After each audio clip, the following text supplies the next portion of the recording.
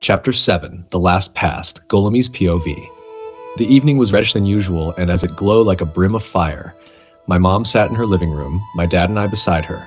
We were talking quietly, our voices soft in the stillness. Suddenly a figure appeared in the room, a male demon in black armor, his eyes hidden beneath a helm. My dad stood, his eyes wide with fear. "Who are you?" he demanded, his voice shaking. "What do you want?" "I am Astaroth, servant of the devil," the figure replied. "I have come for your wife. She has defied the will of the king and she will be punished." My mom stood, her face pale. "I have done nothing wrong," she protested. "I am a faithful servant of Lucifer. This must be a mistake." "There is no mistake," Astaroth replied, his voice like the hiss of a snake. "Lucifer never makes a mistake." "What did you do, honey?" my dad asked, as I was already terrified myself. "He said he loves me and wants to make me a queen, but I refused," she replied, her voice trembling with terror. "That's enough offense," Astaroth said, cutting words from my dad, and then two black-clad figures stepped forward and suddenly broke into the house, standing at alert. "You heard her right?" Astaroth said, and then the two figures in black moved toward Mom. They reached out their hands and my mom let them take her. I tried to push them away from taking my mom, but I was pushed away as I wept. "You little useless demon of no inner power. You should have never been born. Stay out of my way," one of the demons holding my mother said to me, and I felt very bad.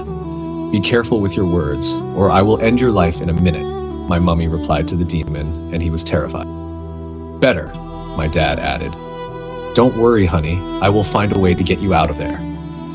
"In your wildest dreams," Astaroth replied with a nasty smile on his face. "But maybe you will, and that's probably when Lucifer is riding your wife." "Damn you, Astaroth," my dad replied angrily, and Astaroth smiled at his reply.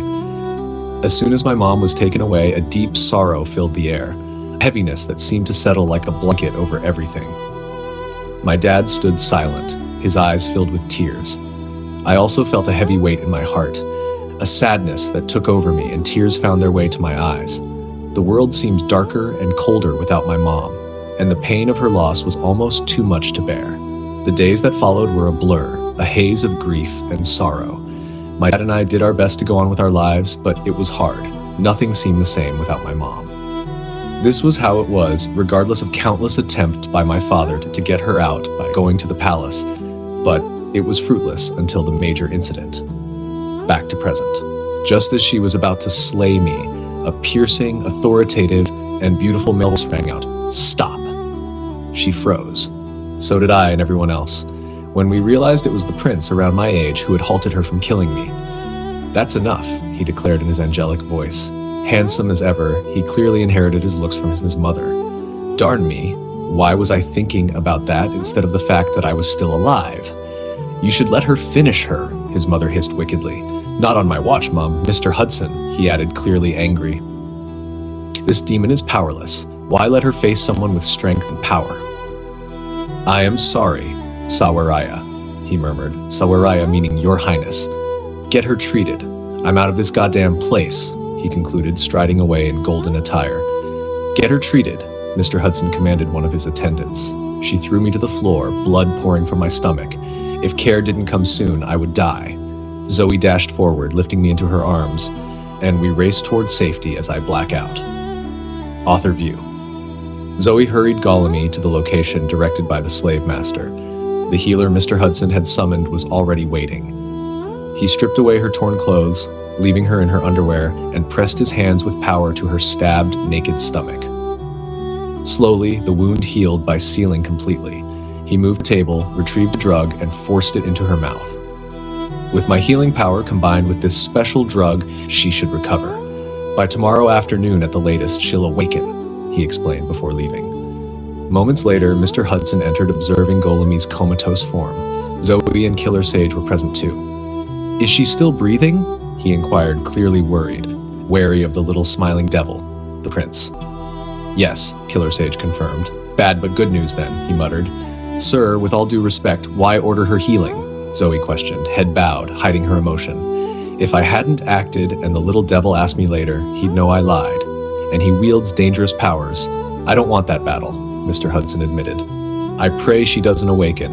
If she doesn't, I'll tell him she died despite our efforts," he added, a wicked grin on his face.